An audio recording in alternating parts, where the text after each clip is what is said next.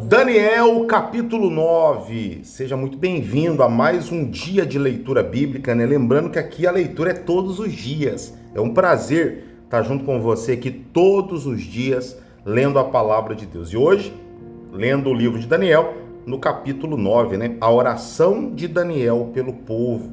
Nós vamos ver, né? Daniel quando ele sempre teve esse espírito, né? Lembra quando foi feito um decreto a qual, se alguém orasse a Deus, seria lançado na cova dos leões? Daniel, ele tinha um espírito excelente e o espírito de oração, então nada impedia Daniel de orar. E hoje nós vamos ver ele orando aqui pelo povo, tá bom? Então vem comigo, vai ser uma bênção. Já pare tudo que você está fazendo e só por um pouquinho, 10 minutinhos aqui, nós vamos ler esse capítulo e quero te convidar, tá? Para você ler todos os dias aqui um capítulo da Bíblia comigo. Tira esse tempinho para Deus, porque com certeza vai fazer toda a diferença no seu dia, tá? Quem tem lido aí a Bíblia comigo, coloca aqui nos comentários. Tem feito bem para você? Coloca nos comentários. E você que está chegando agora, ou você já pode colocar se já tá, como que você está se sentindo aí, ou também você no vídeo de amanhã, você chega aqui e fala como que já começou a ficar para você, tá bom? Vamos lá. Daniel, capítulo 9, diz assim: No primeiro ano de Dário, filho de Assuero, da linhagem dos Medos, o qual foi constituído rei sobre o reino dos caldeus, no primeiro ano do seu reinado, eu, Daniel, entendi pelos livros que o número de anos de que falara o Senhor ao profeta Jeremias, que havia de durar as assolações de Jerusalém, era de 70 anos. Voltei o rosto ao Senhor Deus para o buscar com a oração e súplicas, com jejum, pano de saco e cinza. Orei ao Senhor, meu Deus, confessei e disse: Senhor, Deus grande e temível, que guardas a aliança e a misericórdia para com os que te amam e guardam os teus mandamentos. Temos pecado e cometido iniquidades, procedemos perversamente e fomos rebeldes, apartando-nos dos teus mandamentos e dos teus juízos. E não demos ouvidos aos teus servos, os profetas, que em teu nome falaram aos nossos reis, nossos príncipes e nossos pais, como também a todo o povo da terra. Olha a oração, né? Isso aqui é a oração de Daniel. Olha que interessante. Ele está falando aqui, ele está reconhecendo, e nós temos que ter essa sensibilidade para reconhecer que algumas colheitas que estamos vivenciando na nossa vida, ela tem a ver com decisões que tomamos. E quando nós entendemos isso, não paramos de colocar a culpa nos outros. Entendemos que fomos nós, né, que agimos de uma maneira que não deveria, não demos ouvido a Deus em uma ocasião, fizemos alguma coisa. Se nós puxarmos, né, trazermos a responsabilidade para nós, o mais rápido possível nós vamos começar a buscar a Deus para que essa situação ela mude. Então há uma necessidade disso. Lógico que tem situações que estamos vivendo que é a própria investida do inimigo, é a própria perseguição de Satanás. Mas muitas coisas, a grande maioria, somos nós que plantamos e automaticamente colhemos. Então temos que tomar muito cuidado com as nossas atitudes, tá bom? Abrindo um parênteses aqui. Versículo 7 diz assim: A ti, ó Senhor, pertence a justiça, mas a nós o corar de vergonha, como hoje se vê. O que é esse corar de vergonha? É ficar vermelho, né? É ficar constrangido. Aos homens de Judá e aos moradores de Jerusalém. Todo Israel, quer os de perto, quer os de longe, em todas as terras por onde os tem lançado por causa das suas transgressões que cometeram contra ti. Ó Senhor, a nós pertence o corar de vergonha, aos nossos reis, aos nossos príncipes e aos nossos pais, porque temos pecado contra ti. Ao Senhor nosso Deus pertence a misericórdia e o perdão, pois nos temos rebelado contra ele. E não obedecemos à voz do Senhor nosso Deus, para andar nas suas leis, que nos deu por intermédio dos seus servos, os profetas. Sim, todo Israel transgrediu a tua lei, desviando-se para não obedecer a tua voz. Por isso, a maldição e as imprecações que estão escritas na lei de Moisés, servo de Deus, se derramaram sobre nós, porque temos pecado contra ti. Então o Daniel está fazendo uma oração aqui de consciência. Nós sabemos que pecamos, Senhor, nós falhamos, erramos, mas a nós pertence estar com vergonha, ficar constrangido. Mas ao Senhor pertence a misericórdia, a bondade e o perdão. Então o Daniel estava falando para Deus aqui: Deus, eu falhei, nós falhamos, nós erramos, mas estamos aqui para pedir que o teu perdão, a tua bondade, a tua misericórdia nos alcance, né? Isso é muito importante, é uma oração que nós temos que fazer diariamente, tá bom, queridos? Versículo 12. Ele confirmou a sua palavra que falou contra nós e contra os nossos juízes, que nos julgavam, e fez vir sobre nós grande mal, porquanto nunca debaixo de todo o céu aconteceu o que se deu em Jerusalém, como está escrito na lei de Moisés. Todo este mal nos sobreveio.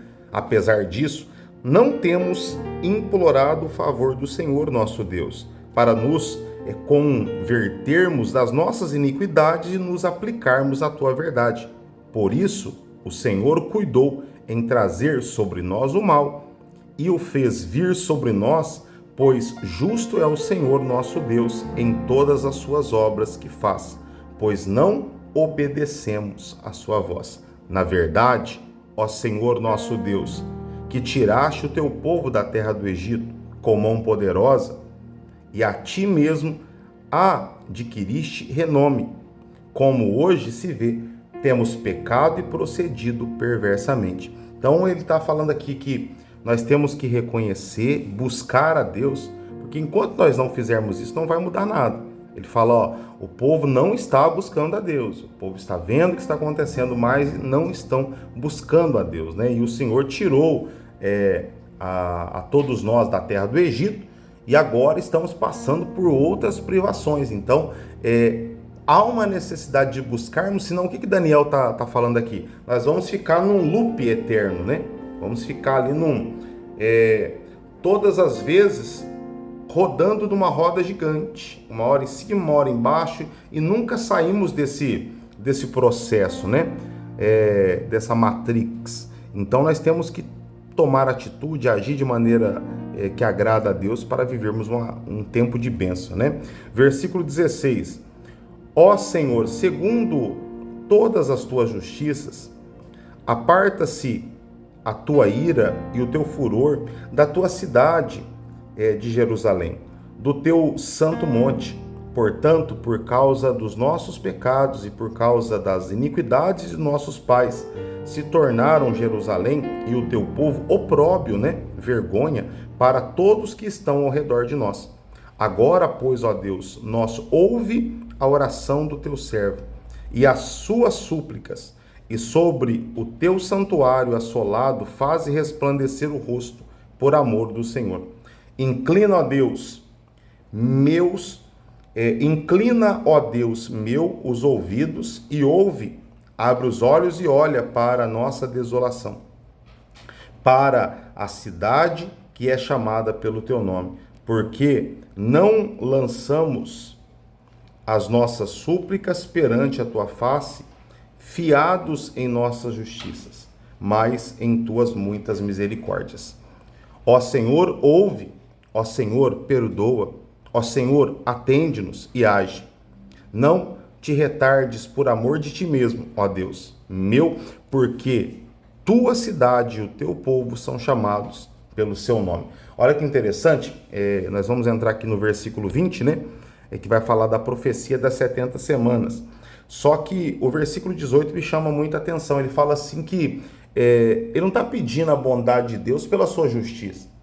Ele não está falando para Deus abençoar porque nós somos justos. Não, ele está pedindo pelas misericórdias de Deus. E o próprio livro de Lamentações, ele fala que as misericórdias do Senhor, elas se renovam manhã após manhã. Então nós temos que depositar a nossa vida sempre na misericórdia, na bondade, porque Deus é Pai, né? E todo pai, ele repreende porque ele ama. Só que todo pai quer o bem do seu filho. Então nós temos que buscar essa bênção, tá? Mas lógico, temos que ter a oportunidade de fazer o que é certo para dar orgulho, né? Para esse Pai maravilhoso que é o nosso Deus. Versículo 20 diz assim, ó, a profecia das 70 semanas.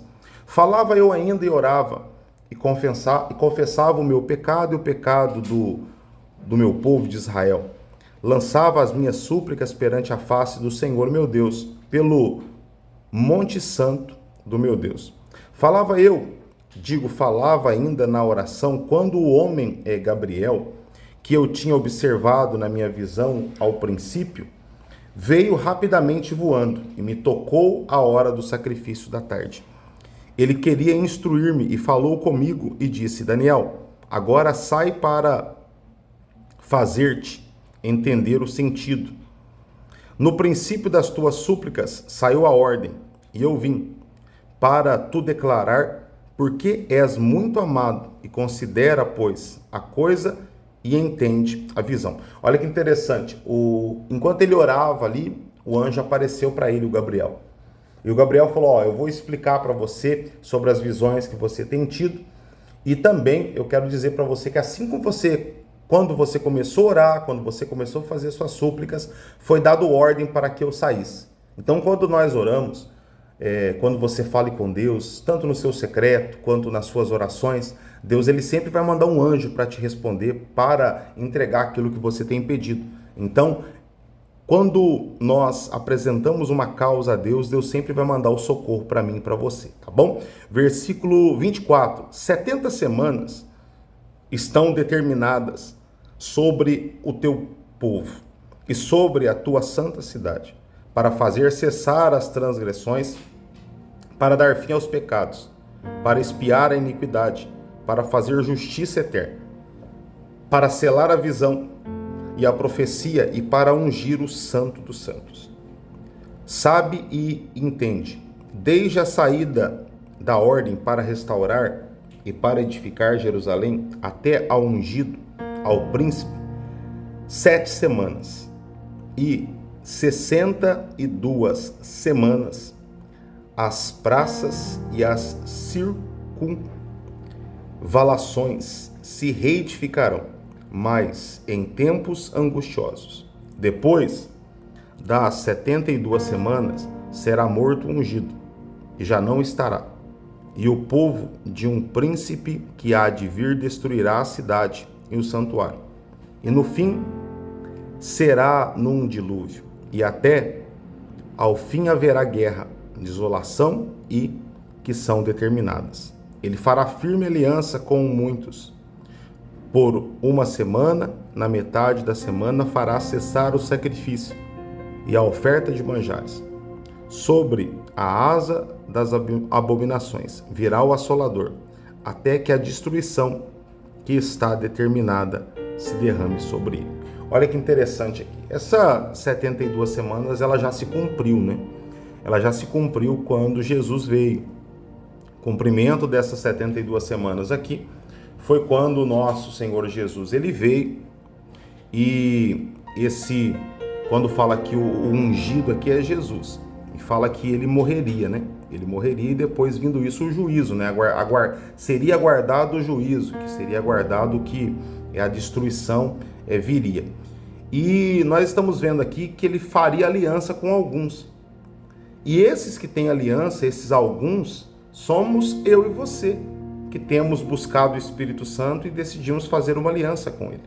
Jesus, ele já veio na nossa geração, agora Jesus já veio.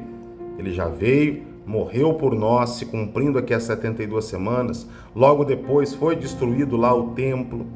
E automaticamente nós estamos vendo tudo se cumprindo.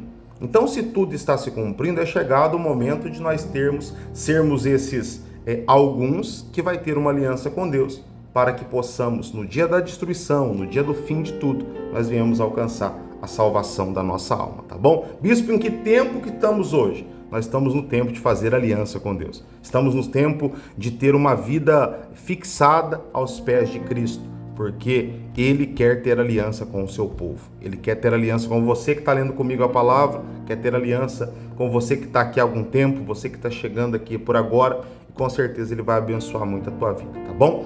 Acabamos mais um capítulo, Daniel capítulo 9, uma oração muito bonita, uma explicação aqui falando da importância de termos uma aliança com Deus, né, com Jesus Cristo, e com certeza vai abençoar muito a tua vida. Não existe melhor forma de você ter aliança com Deus do que lendo a palavra dele todos os dias. E eu quero você aqui amanhã conosco, se Deus nos permitir, lendo Daniel capítulo 10, tá bom? Amanhã vai ser muito forte, amanhã nós vamos ver, tem até uma pregação aqui no canal aqui, do príncipe da Pérsia, né? Amanhã nós vamos ver essa passagem aqui do príncipe da Pérsia, resistindo à oração de Daniel e Deus mandando ali um anjo mais forte para dar a vitória, tá? Então eu te aguardo aqui amanhã, se Deus assim nos permitir. Tchau, tchau.